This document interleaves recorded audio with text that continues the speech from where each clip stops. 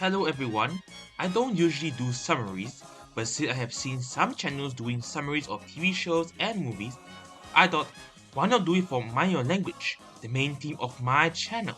Sadly, I will not be able to summarize Season 4 as there's only one out of the 13 episodes available at the moment, as most, if not all, the studio files were burned in the fire. Anyways, let's start the video. The show starts with a scene at the school where the show is based at. The name of the school is not revealed. A student named Ali Nadim with an English syllabus book walks into the principal's office. The principal, Miss Courtney, lets him in and he asks for directions to the English as a foreign language or EFL class. She then instructs him to wait in room 5, to which he thanks her and leaves. As Ali leaves the office, he bumps into a gentleman with a briefcase and the former apologizes and makes his way. The gentleman enters the principal's office. He introduces himself as Jeremy Brown, Bachelor of Arts from the University of Oxford, or BA Oxford for short, and as the new EFL teacher the local authorities have sent. Miss Courtney was disappointed and initially doesn't accept his arrival due to the fact that the previous teacher, Mr. Warburton, went insane after a month of teaching the EFL class. Mr. Brown still negotiates and Miss Courtney hires him on a 1-month trial. She directs him to his class at room 5. Mr. Brown is optimistic about his first day teaching. Oh blimey, where he teaches the class! Mr. Brown arrives at the classroom to see the students talking to each other. He introduces himself formally as Mr. Brown. Mr. Brown then instructs them to take their seats, and so did they, though some students appear soon afterwards. Mr. Brown takes their name and occupations. Miss Courtney enters the class and reminds Mr. Brown to collect their lesson fees. She also reminds him that most problems in this class stem from an attractive female, not multiracial conflicts. Upon finishing a sentence, an attractive student, Daniel Favre, enters the class. In Miss Courtney's office, Mr. Brown has collected all the school fees even though they are in different currencies. Miss Courtney advises him to convert the foreign currencies to British pounds. She then inquires about the female student. We can next see Max Papadorios and Giovanni Capello fighting over who gets to sit next to Daniel, though the seat is already taken by Ali. They were about to fight when Mr. Brown stops them and orders them back to their original seats. Mr. Brown starts teaching the class on to-be verbs and asks several students to make sentences using them. Everything was going swimmingly until Ali got confused. Ranjit proceeds to insult him and chaos ensues in the class. Mr. Brown hurriedly handed them their books and asked them to do some homework before leaving the class. The following week, Miss Courtney inquires some students about Mr. Brown. Ranjit informs Mr. Brown about it, and she informs the latter about a new African student joining the EFL class. Mr. Brown asks some students to read their homework out aloud, and he did some corrections on their grammar. Though the Japanese student and the Chinese student, Taro Nagazumi and Chung Su Lee respectively, got into an argument. He also teaches Jamila Ranja, the Indian lady who barely spoke English, how to say good evening. An African gentleman arrives and enters Miss Courtney's office. He introduces himself as the education inspector and informs her of the purpose of his visit. She tries to show him around, but he politely declines, wishing to roam around by himself. He then proceeds into Mr. Brown's class, but was mistaken as the new student, and he simply hits Mr. Brown's words as a student. It is tea break, and at the canteen, Giovanni and Max are trying to win over Danielle. The tea lady, Gladys, informs Mr. Brown that Miss Courtney wants to see him at her office, so he did, where she informs him about an educational inspector arrival. She also inquires about his past, to which he reveals he almost married a married woman and resigned for a modern secondary school due to physical abuse of staff by the students.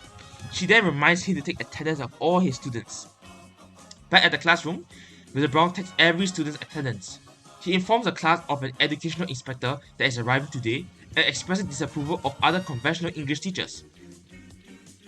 The education inspector, Mr. Kenyon, probes further and Mr. Brown explains he prefers teaching students much more practical lessons, to which the former praises the latter for interesting ideas. As Mr. Brown is about to take Mr. Kenyon's attendance, he realizes his mistake. Before Miss Courtney could punish him, Mr. Kenyon praises Mr. Brown and calls him remarkable, and as a teacher with revolutionary but practical ideas. Mr. Kenyon leaves the classroom with Miss Courtney. Then, an African woman enters the class, supposedly the new student. It's actually Mr. Kenyon's wife who's looking for him. The following week, Daniel asks Max if she can help him do her homework. Just then, Giovanni arrives and sells copies of homework done by his landlord's son to his classmates. Miss Courtney enters the class and quizzes them on their English. She asks a rather difficult question, and Guan answers, though he misinterprets it, and argument ensues. I mean, who would ask English language beginners a biology question? Mr. Brown enters the class with newspapers, explaining to Miss Courtney he bought them to teach his students, to which the latter scoffs and leaves. Mr. Brown greets his class, but before he can start, Ali arrives, saying he now works as a traveling salesman and attempts to sell to the class. Mr. Brown shuts it down. He appoints a monitor and wants to rotate every week to give every student a chance to assume his responsibility. He appoints Anna and asks her to distribute the newspapers. This is not the case for the rest of the season though. He asks every student to read out a headline and explains the use of a figure of speech. A figure of speech is a word or phrase used to convey a meaning. You might not get its meaning now, but the more you use them, the more you will. Ranjit enters the class late and explains why. When he was young, he was betrothed to the daughter of his father's best friend, Surinder. Betrothed means that you are engaged to be married to someone else, usually not by choice. He explains that her father wants them to get married, but he refuses because of her plump size. Hence, he wants to commit dying tonight. Mr. Brown tells him to sit down and tells him they will discuss it later. Just then, Miss Courtney arrives, telling Surinder has arrived outside the class. Mr. Brown, being diplomatic, tells her to come to the classroom. Ranjit takes out his knife and tries to commit unalive, but was stopped by his classmates and Mr. Brown. Surinder inquires about Ranjit's location and tells them that she will wait outside. Ranjit proves his story, but still one wants to unalive her instead. Mr. Brown tries to reason with Surinder, but she remains stubborn. He then enters the classroom and tells the class to leave their personal matters outside the class. He continues with the lesson. When Tibet arrives, Ranjit parkours to escape from Surinder. Before Ranjit could be out of the woods, Surinder appears and scolds him. Ranjit wants to commit unalive, but changes his mind. Then Mr. Brown reasons with Surinder. Surinder says that she will release Ranjit from the marriage only if she can find another man. Ranjit gets a brainwave and lies that Mr. Brown wants to marry her, to which she happily accepts. In the next scene, Mr. Brown also found out about Giovanni's homework sale and gives the class extra homework. Before entering the class, Mr. Brown also tells Gladys he has broken off the engagement and tells the same to Ranjit, who informs that Surinder's father is coming to unalive Mr. Brown. Initially, Mr. Brown denies it, until a huge man with a knife enters the class and asks where is Mr. Brown. Mr. Brown quickly leaves and the man gives chase. The following week, during tea break at the cafeteria, where the boys wait for the school's caretaker, Sid, in hopes to learn English better, they ask him to tell them a story and teach them some English phrases. When he started using Cockney English or rhyming slang, the boys were dumbstruck. Mr. Brown arrives and explains to the boys what Sid was talking about and brings them back to class. Back in the classroom, Miss Courtney inquires about Mr. Brown. When he comes back, Miss Courtney explains it is custom for her to sit in classes to see if there's any progress made. Mr. Brown attempts to divert her, but fails. Mr. Brown then asks every student to name the item he bought as groceries. However, the class does not take it seriously, leaving Miss Courtney unimpressed. Mr. Brown then punishes the class and makes them stay 30 minutes late. However, Sid was not aware and locks the classroom without checking. Soon enough, the class realizes they are trapped. The class tries all ways to get out, but to no avail. Mr. Brown then asks the students whether their families or employers would care. Sadly, they didn't. Mr. Brown says that they need to be cheerful while waiting for a Monday morning. Giovanni suggests telling a joke, to which Mr. Brown and the rest of the class agrees. Even Mr. Brown himself tells one from his previous school. He then suggests a sing-song, and the class sings along to various English songs. It is now 11:03 p.m. Downstairs at the park across the school, Sid and his friend notice the class waving for help. He brings Miss Courtney to the school and lets all the students out. The following week, the students are taking their seats, and Mr. Brown praises Ranjit for his punctuality. Ali arrives, telling he is dropping out because he won a lottery. The boys came and congratulated him, until they realized he didn't, thanks to Mr. Brown. Ali and Ranjit engage in a brief argument before Mr. Brown stops them and starts the lesson. He teaches them on the practical use of English and asks some students to act out various scenarios. For example, Taro's going to the bank to withdraw money, Daniel wants to post a letter, and Ranjit sees a doctor. However, Ali and Ranjit insult each other and were about to brawl when Miss Courtney enters and stops them. She informs Mr. Brown that Jamila has been arrested for shoplifting. Knowing Ali and Jamila understand each other, he brings him along to the police station where he acts as an interpreter between Mr. Brown and her. There was some confusion, and Mr. Brown tried to bribe the officer with £5. Regardless, he let Jamila go because she misunderstood the label free inside color settlement as free of charge. Back in the classroom, Miss Courtney takes over the class and asks some questions, though most were not able to answer all correctly. Jamila brings Mr. Brown and Ali to her apartment. Thinking Mr. Brown will clear her guilt, she reveals that she has stolen countless items from the supermarket. As this was dishonest, Mr. Brown asked Ali to get the rest of the class to meet him and Jamila outside the supermarket to return all the stolen goods. At the supermarket entrance, Mr. Brown briefs the class and they follow the instructions, until Max was unable to get a jar out of his pocket and caused Mr. Brown to fall on a heap of cans, which already confirmed the supermarket staff's suspicions of theft. The whole class, Mr. Brown and Miss Courtney, were at the station. The officer, despite Mrs. Courtney's efforts, still proceeds with the police report.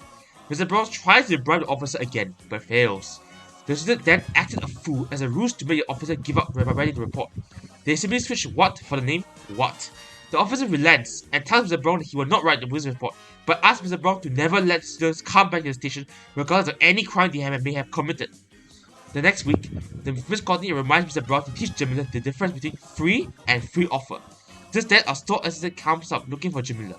Upon looking at the coupon, Mr. Brown realizes Jamila has done it again.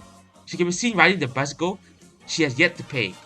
The following week, Gladys wishes Mr. Brown happy birthday, and so did his students, who all gave him presents. He then proceeds with the lesson where he teaches them vowel sounds. Then Gladys comes in and informs him that Miss Courtney wishes to see him.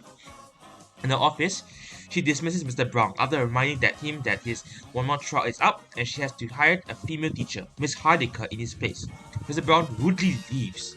He also bids farewell to his students. Miss Courtney briefly takes the class before Gladys lets a strange person in. That person is Miss Hardiker, who introduces herself as the new EFL teacher. Miss Courtney asks her to come to her office for a chat. Some of the boys were about to leave, when Anna tells them they cannot learn at home. Reggie suggests getting rid of the teacher and hopefully Mr. Brown will return. Several students brainstorm, until Suli suggests passively resisting Miss Hardiker. Giovanni, the de facto leader, agrees and everyone follows suit.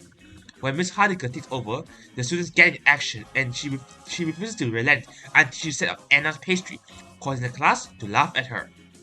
Later, Miss Courtney cleans up the mess and Miss Hardiker suggests reorganizing the school, much to Miss Courtney's annoyance. Later, Gladys enters her office and suggests Miss Courtney that she should fire Miss Hardiker and rehire Mr. Brown. In the name of pride, Miss Courtney refuses, but accepts if Mr. Brown wishes to return. Next, we see Mr. Brown briefly talking to the students before leaving. He bumps into Miss Courtney. Both Gladys and Giovanni nudge them both, and Miss Courtney rehires Mr. Brown. The class celebrates his return. Mr. Brownies are coming back! Yay! Hello. The following week, Miss Courtney complains to Mr. Brown that his students might be responsible for vandalizing the male's toilet. She also asks him to set a mock exam as the actual Cambridge Lower Certificate exam is coming soon. In the classroom, Taro takes a group picture and agrees to get them ready for them all. Just then, Daniel, Max and Giovanni arrive. Daniel wants Taro to take her picture when Mr. Brown arrives. She requests him to take a picture with her for her parents. As Taro took the picture, Miss Courtney gives Mr. Brown the test and test answers. Mr. Brown then asks all the boys to write out crackers, though they all wrote it with the same spelling. She also reminds them of the actual exam, hence he'll be checking their answers to their homework. Most of the students were unable to answer his question correctly, which angers him and scolds them before letting them off for tea break. Outside, Max and Giovanni hatch a plan to make Mr. Brown content, which is to steal the answers and let everyone copy it. The other students initially didn't agree as this is cheating, but soon did after realizing how hard the paper is. When Mr. Brown arrived at the canteen, Max and Giovanni sits him down and rushes to the classroom. Giovanni copies the answers while Max stands guard. Miss Courtney appears and wishes to enter, and Max stalls her. When she enters, Giovanni confidently says he's ready for the mock exam. Miss Courtney invigilates the class as teachers are not allowed to do so. Giovanni starts by asking for permission to go to the toilet. Soon after, Max follows and takes the answers and copies them down. Everyone else follows suit, but Mr. Brown doesn't suspect a thing. After the exam ends, Miss Courtney collects and marks them. The next day, Miss Courtney congratulates Mr. Brown as everyone got full marks on the test, unaware they all cheated on it. The following week, the class plays an English game. Mr. Brown arrives and everyone goes to their seats. Mr. Brown asks some students to share their weekend experiences. After that, Miss Courtney asks Mr. Brown to sell some raffle tickets. Just then, Suli and Ali arrives, explaining why they are late. It is soon revealed Suli is marrying Ali. The next scene, Miss Courtney reveals she has spoken to Suli about her future, but she refuses to listen. She also explains about her past when she almost ran away with a boy she liked and which their parents never approved of. Back in class, Giovanni pours drinks for everyone.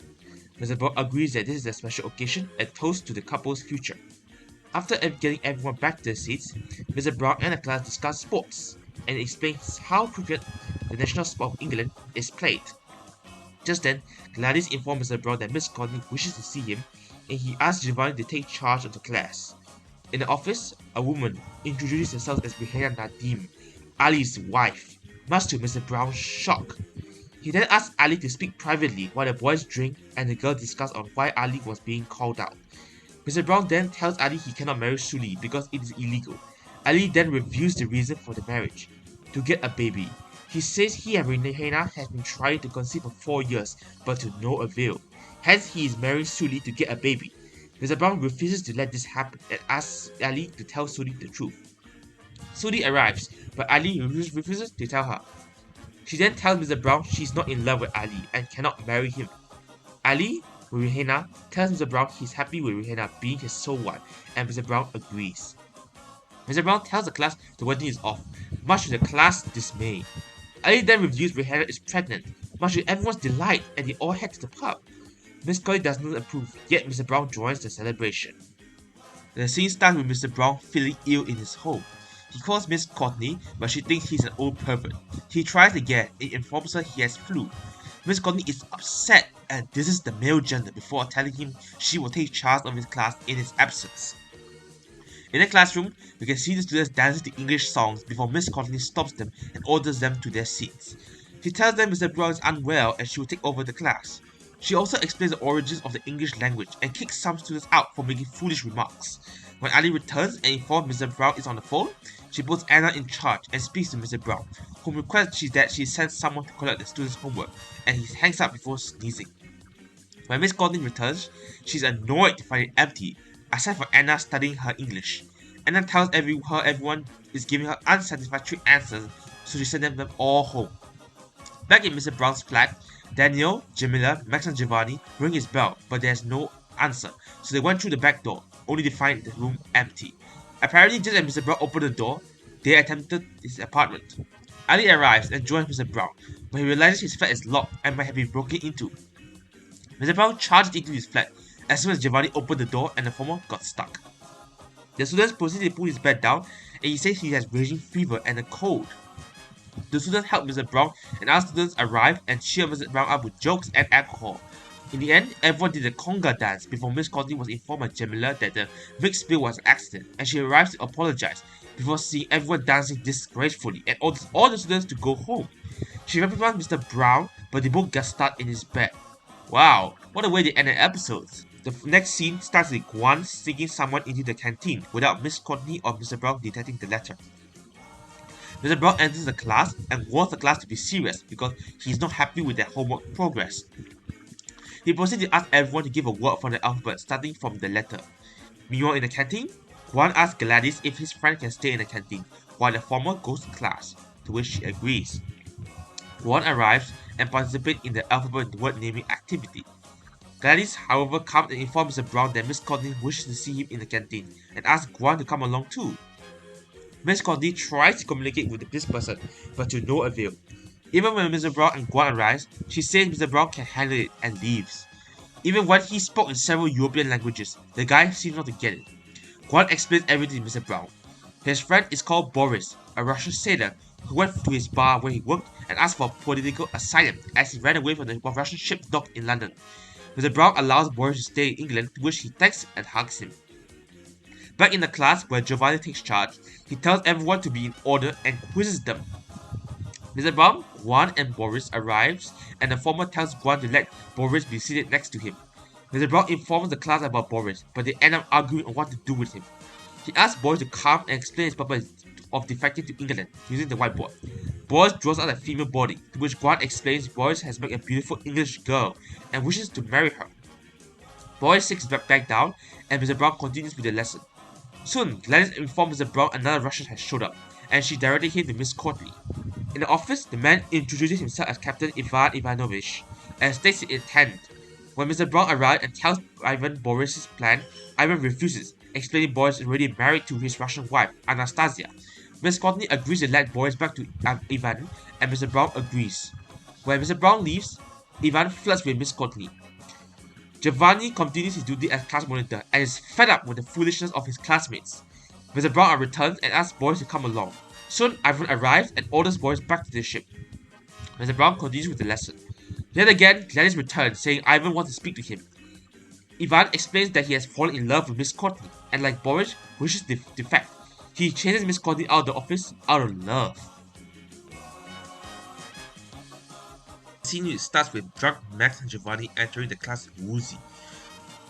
In order to prepare the class for the upcoming exam, Mr. Brown does a knock-knock quiz, where anyone who answers the question incorrectly loses. It was going well until Daniel arrives, explaining she was held up by the woodwork teacher who was flirting forcefully with her. She explains she managed to get out of trouble, but lied to the teacher she's engaged with Mr. Brown. This news spread quickly as Gladys overheard her and tells Miss Courtney, who is unhappy about this. Mr. Brown explains to Miss Courtney, and later agrees to keep it quiet. Outside, we see the woodwork teacher, Mr. Jarvis, try to kiss Daniel forcefully. While Mr. Brown is not having it, Daniel threatens Mr. Jarvis, to which Mr. Jarvis wants to beat up Mr. Brown. Later, Sid explains he used the box and gave his 2 cents about it to Mr. Brown. He also explains Mr. Brown cannot back out because the latter is defending Daniel's modesty. Some of the students try to explain fighting tactics, but he refuses to follow and continues the knockout quiz. Guan wins, first by literally answering the question and by coincidence answers the second question correctly. The students mention betting on Mr. Brown to win and will cheer him on. Mr. Jarvis appears and Mr. Brown tries to reason with him, but to no avail.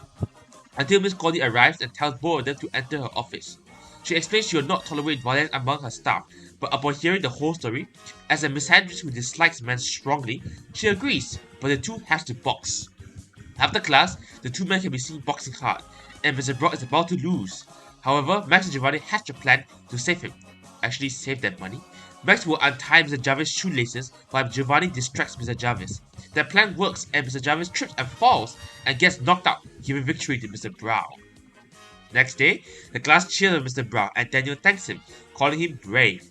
Soon, Ali and Somi Jamila come in. The follower explains Mr. Jarvis is now targeting Jamila, so Ali kicks him and Jarvis wants to fight him. Ali has nominated Mr. Brown to fight in his place. It is unknown who actually won this round. The scene starts with students arguing amongst themselves and Mr. Brown stopping them. He also bluntly tells them they speak English terribly and hence will ask everyone to speak on the topic he asked them to. When it reaches Taro's turn, he explains he doesn't wish to speak on childhood because his parents died when he was very young and has a lonely childhood. Mr. Brown empathizes with him and tells the class he was an orphan and explains that his first name was from the street, Jeremy Street, where he was abandoned. It's time for a break, and Mr. Brown was chatting with Sid when Sid tells him that he and his girlfriend left a baby at the very same street Mr. Brown was abandoned. Mr. Brown tells Miss Courtney, who tells him he must speak to Sid about it, and she leaves them both with some alone time where they both talk out. Mr. Brown, thinking he is Sid's son, tells him to get his girlfriend to meet him at the pub. Back in class, Mr. Brown asks the class to read a line aloud from a poem. Miss Courtney enters and tells Mr. Brown Sid wants to meet him at the pub. At the pub, Mr. Brown meets Leo, Sid's girlfriend, and he offers to pay for their wedding so he will be a legitimate child. However, Sid reveals that they love a girl and all of them share a laugh. The fun line starts with some students at the pub. Mr. Brown reminds them to focus on the upcoming exam and he gets mistaken for a waiter and accidentally drinks a man's lager and the man refuses to pay for it, so Mr. Brown pours the drink on his forehead. Back in school, Miss Courtney inquires about Mr. Brown and the students try to cover up for him until he arrives and explains the truth. Mr. Brown proceeds to explain the exam procedure to the students. He tells them if they wish to come back for further lessons after the exam results are released, they may. Miss Courtney enters the class and asks Mr. Brown to come meet the exam invigilator, who she says was a former principal of the school. It is revealed the man is the same person Mr. Brown poured the drink on, Mr. Short.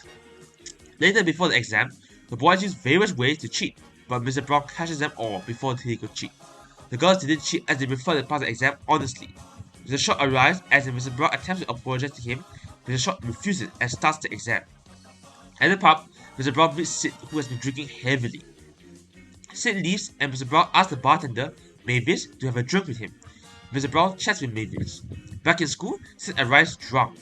The students also have finished the exam. Miss Cordy invites Mr. Short for a drink. Mrs. Brown also gives all his students a drink to celebrate the completion of their exam. However, Mr. Short reveals most, if not all, the students did terribly bad for the exam, and it's doubtful anyone will pass. The season ends with a misunderstanding that led to Mr. Short pouring a drink on Mr. Brown.